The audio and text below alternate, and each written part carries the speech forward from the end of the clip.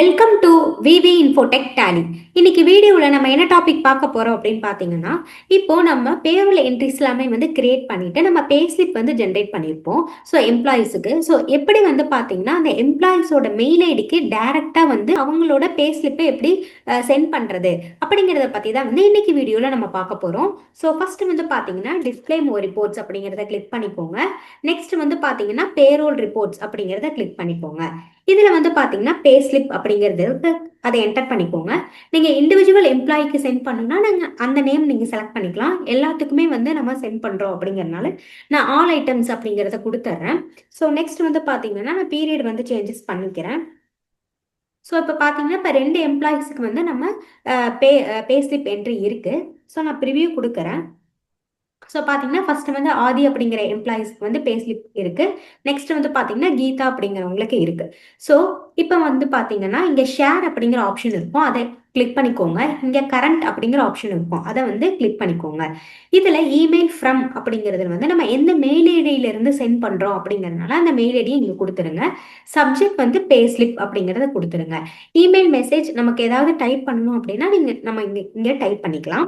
So next வந்து பார்த்தீங்கன்னா PDF வந்து ஃபார்மேட்டில் வந்து பேஸ்லிப் வந்து நம்ம சென்ட் பண்ண போகிறோம். ஸோ இமெயில் அப்படிங்கிற ஆப்ஷனை வந்து கிளிக் பண்ணிக்கோங்க.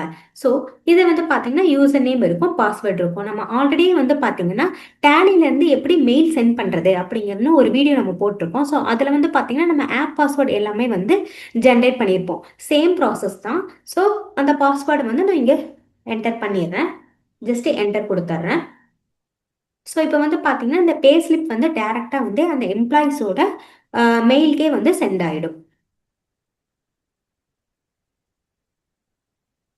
ஸோ இப்போ சென்ட் ஆயிடுச்சு. இப்போ வந்து அந்த மெயில் நம்ம சென்ட் பண்ணி பார்க்கலாம்.